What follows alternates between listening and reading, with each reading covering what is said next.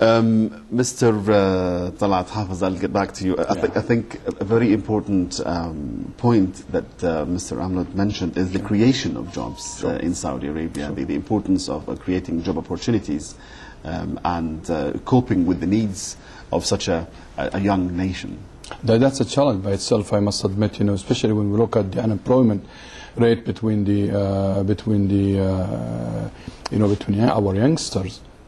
We talk about 10.5%, and I think this is, again, it is not on the high side, but for our economy, it is on the high side. Especially, you have a very doing well economy, growing, as I said, in a positive terms. I think this is a worry, definitely, and this is more worry when you go to the female side of it, when you have over 26% between the female. My worry is too also now we have in the custodian of the two Holy Mosque, King Abdullah Scholarship Program, we have more than 80,000 between males and females. Now, the 80,000 males and females, when they come back, we have to create jobs for them. And this is, again, another challenge for us. Exactly. We have economic... There was a meeting, I think, in the United States indeed. recently, that the job seekers and also the companies that are offering jobs, I think they had a job fair meeting or something. Indeed, but... To match them together and give the student, the graduates or the potential graduates a chance you see, to apply I don't for want jobs. to upset the It's a good idea. Yeah, I don't want to upset the private sector from me. I'm sure they will be upset now. Yet I believe the private sector is still 100% dependence on the government.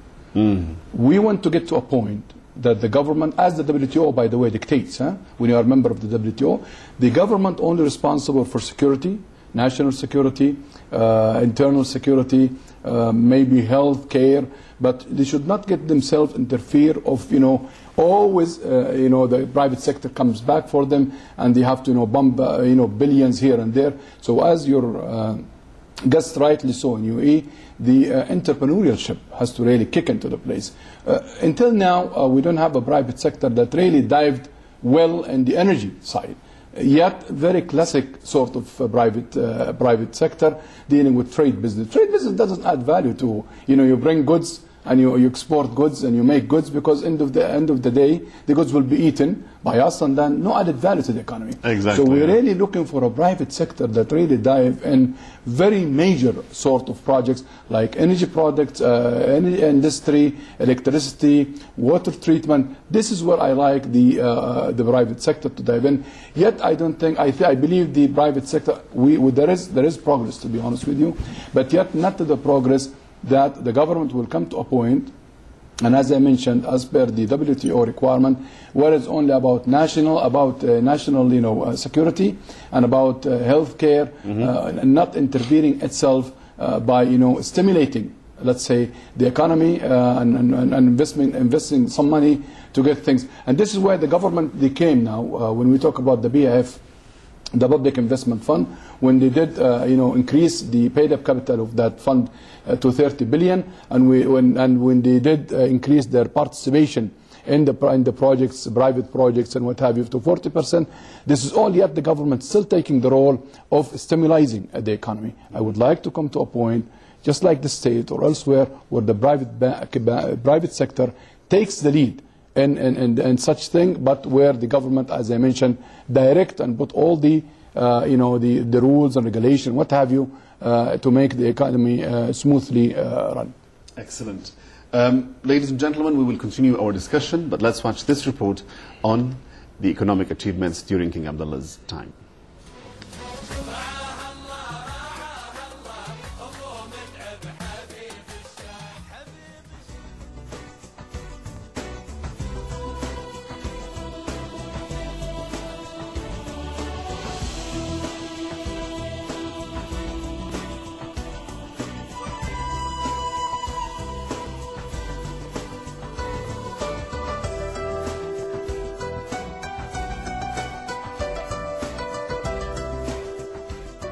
King Abdullah, through his prudence and wise leadership, has enhanced the kingdom's regional and international roles in the fields of politics, economy, and trade.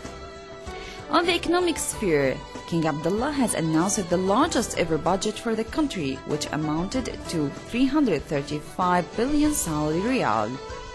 This unprecedented budget is not the only mark of success. King Abdullah also announced the establishment of a number of economic cities throughout the kingdom.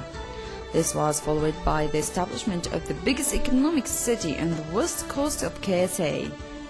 It has been named King Abdullah Economic City. It will reinforce the kingdom's domestic and external stances, create more jobs for Saudis, and accelerate the growth of the economy as well. Other economic cities will be built in Al Jubail and Hayil, and 2 more to be disclosed later on. Al Madinah Al Munawwara Airport will soon start receiving international flights. King Abdulaziz Airport in Jeddah will also be enlarged. Works to build a new airport at the economic city in Rabat is to start in the near future. Emanating from his sincere wish to improve living standards of the citizens, King Abdullah has decided to increase salaries of public employees and reduce the tariffs of gasoline and diesel. Among other King's economic achievements are the establishment of a number of vital development projects in Al Jubail and Yanbar.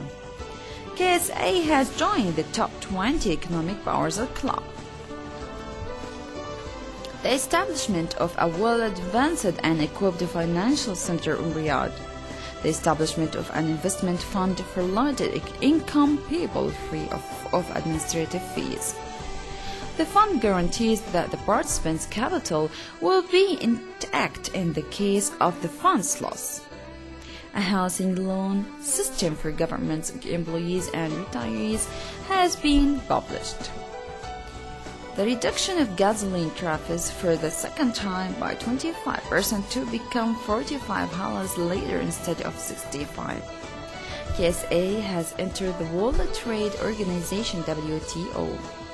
Fuel prices have been reduced by 33%. The royal directives to launch donation campaigns to help and relieve Islamic states.